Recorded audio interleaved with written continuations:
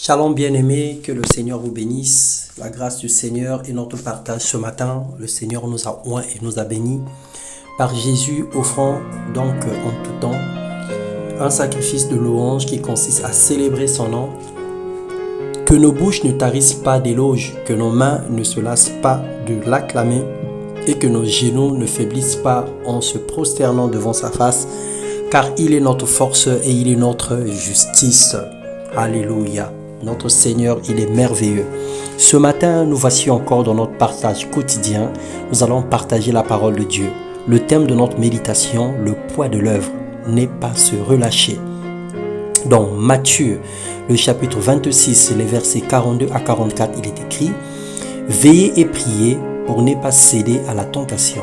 L'esprit de l'homme est plein de bonne volonté, mais la nature humaine est bien faible. » Puis il s'éloigna une deuxième fois et se remit à prier en disant « Ô mon Père, s'il n'est pas possible que cette coupe me soit épargnée, s'il faut que je la boive, alors que ta volonté soit faite. » Cette prière de Jésus précède des moments de tribulation, des moments de grande angoisse, des moments de grandes épreuves qu'il a endurées avant d'aller à Golgotha.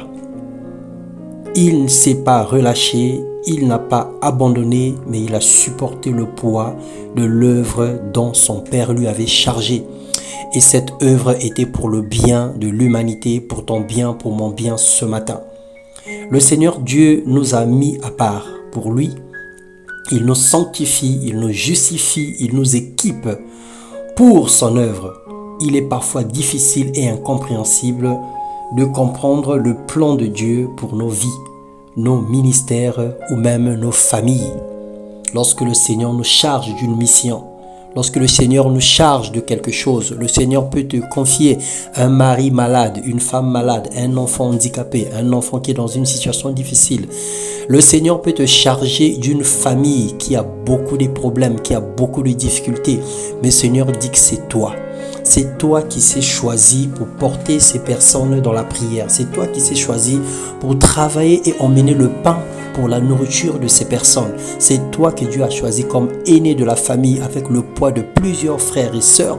C'est toi que Dieu a choisi comme certainement Benjamin ou Benjamin de la famille avec des grands qui ne font absolument rien du tout et que tu dois vraiment faire quelque chose pour tout le monde. C'est toi que le Seigneur a chargé. Que tu sois le seul à conduire le culte, à être responsable de ton groupe de prière, responsable dans ton église, responsable dans ton travail, c'est toi que le Seigneur a choisi. Dieu ne t'a pas choisi par hasard. Dieu ne t'a pas choisi parce que tu étais le meilleur des choix. Mais Dieu t'a choisi parce qu'il t'aime et qu'il t'a donné les capacités de porter ce fardeau. Nous faisons face aux situations hyper compliquées dont l'issue semble impossible, mais avec lui, nous ferons des exploits et nous vaincrons.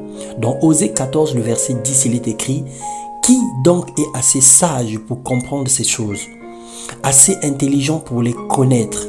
Les voies que l'Éternel prescrit sont droites, les justes les suivront, tandis que les rebelles trébucheront sur elles. » Donc, quelle que soit la difficulté de ce que le Seigneur te demande de faire, les voies de l'Éternel sont droites.